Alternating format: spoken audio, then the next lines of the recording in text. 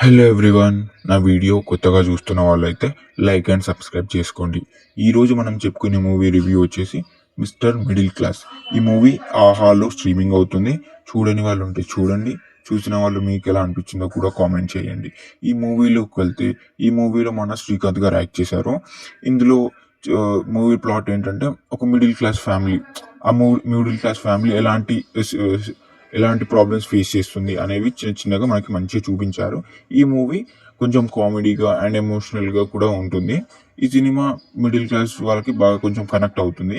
ఈ మూవీలో మన శ్రీకాంత్ గారు వెంకటేశ్వర స్వామిని చాలా నమ్ముతూ ఉంటాడు. ఏం జరిగినా నా స్వామి ఉండిలే, వెంకటేశ్వర స్వామి ఉండు అని నమ్ముతూ ఉంటాడు. కానీ ఒకసారి ఆ నమ్మకం అనేది పోతుంది. ఎందుకు వెళ్ళింది, అసలు తనకు వచ్చిన ప్రాబ్లం ఏంటి అని తెలుసుకోవాలంటే ఈ మూవీ చూడాల్సిందే. అండ్ వెంకటేశ్వర స్వామియే స్వయంగా దిగి వచ్చి మన శ్రీకాంత్ గారికి ఒక వరం ఇస్తారు. ఈ సినిమాలో చేసిన మిడిల్ క్లాస్ వ్యక్తికి వరం ఇస్తాడు. ఆ వరం ఇచ్చిన తర్వాత అసలు ఏం ప్రాబ్లమ్స్ వచ్చాయి, ఇంకేం ప్రాబ్లమ్స్ వచ్చాయి, తన ప్రాబ్లమ్స్ తీరిపోయాయి, ఇంకెన్ని ప్రాబ్లమ్స్ యాడ్ అయ్యాయి అని తెలుసుకోవాలంటే మంచిగా కామెడీగా ఉంటుంది, చూడండి. అండ్ ఇందులో వెంకటేశ్వర స్వామిగా యాక్ట్ చేసింది ఎవరంటే మన రాజేంద్ర ప్రసాద్ గారు. ఈ మూవీ మంచిగా బాగుంది, చూడండి. నెక్స్ట్ టైం మంచి రివ్యూతో కలుద్దాం. అందరూ సబ్స్క్రైబ్ చేసుకోండి. Bye bye.